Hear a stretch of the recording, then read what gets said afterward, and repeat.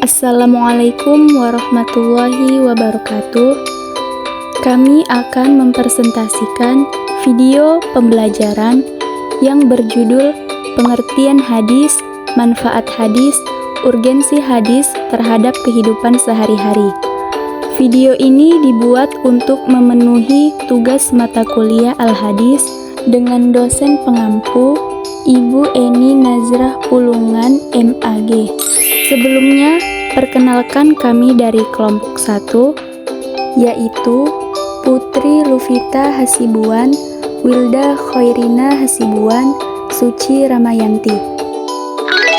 Kami dari Prodi PAI, Fakultas Ilmu Tarbiyah dan Keguruan UIN Sumatera Utara. Baiklah, kita langsung saja masuk ke materi yang pertama. Adapun tema materi yang kami bawakan yaitu A. Pengertian hadis, sunnah, khobar, atsar. B. Manfaat hadis. C. Urgensi hadis terhadap kehidupan sehari-hari. Baiklah, langsung saja pada penjelasan materi yang pertama, yaitu pengertian hadis, sunnah, khobar, atsar. 1. Hadis. Kata hadis berasal dari bahasa Arab, yaitu al-hadis. Menurut makna etimologisnya lugatan, memiliki beberapa arti. Di antaranya al-jadid, sesuatu yang baru, dan bermakna juga berarti al-qorib, dekat.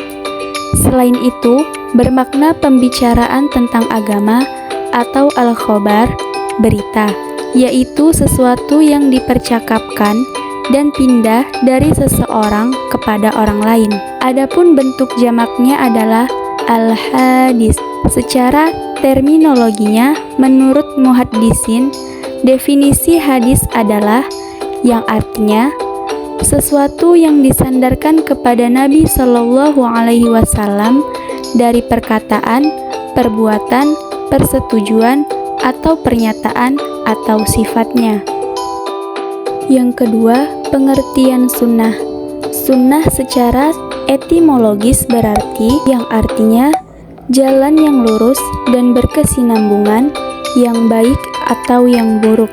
Sunnah menurut istilah diartikan secara berbeda-beda oleh ulama, yaitu 1. Menurut ulama hadis, sunnah adalah apa saja yang pernah dilakukan oleh Nabi, baik ketika ia sudah diutus maupun belum, baik dalam kapasitasnya sebagai rasul maupun tidak. 2. Menurut ulama usul sunnah.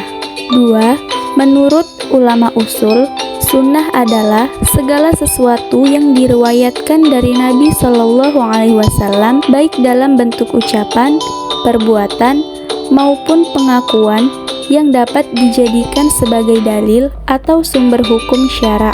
3. Menurut ulama fikih, sunnah adalah segala sesuatu yang berasal dari Nabi Shallallahu Alaihi Wasallam yang tidak termasuk bab fardu dan wajib atau suatu perbuatan yang diberi pahala bila dikerjakan dan tidak berdosa bila tidak dikerjakan. Dengan demikian, sunnah Nabi maksudnya adalah segala sesuatu yang pernah dilakukan oleh Nabi seolah menjadi kebiasaannya, kemudian diikuti oleh orang lain. Yang ketiga yaitu pengertian khobar. Secara bahasa, khobar adalah warta atau berita yang disampaikan seseorang kepada seseorang. Sedangkan menurut istilah terdapat 3 pendapat, yaitu yang pertama, khobar adalah sesuatu yang disandarkan kepada Nabi Shallallahu Alaihi Wasallam dari segi perkataan, perbuatan, takrir, dan sifat. Yang kedua, khobar berbeda dengan hadis. Hadis adalah sesuatu yang berasal dari Nabi, sedangkan khobar adalah berita yang datang dari selain Nabi, atas dasar dengan muhaddisin. Sedangkan mereka yang berkecimpung dalam kegiatan sejarah dan sejenisnya disebut akhbari.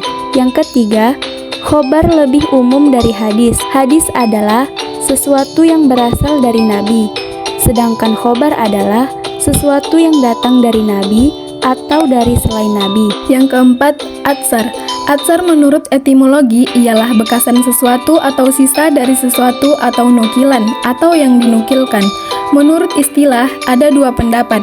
Pertama, atsar sinonim hadis. Kedua, atsar adalah sesuatu yang disandarkan kepada para sahabat dan tabi'in, baik perkataan maupun perbuatan. Sebagian ulama mendefinisikan yang artinya adalah sesuatu yang datang dari selain Nabi dan dari para sahabat, tabi'in, dan atau orang-orang setelahnya.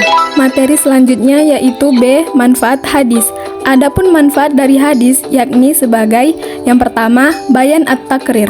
Bayan at-takrir adalah memperkuat keterangan yang ada di dalam Al-Quran, menjelaskan cara pelaksanaan hukum-hukum. Yang kedua, bayan at-tafsir. Bayan at-tafsir adalah penjelasan terhadap ayat-ayat yang memerlukan perincian atau penjelasan lebih lanjut. Yang ketiga, bayan at-tasyri.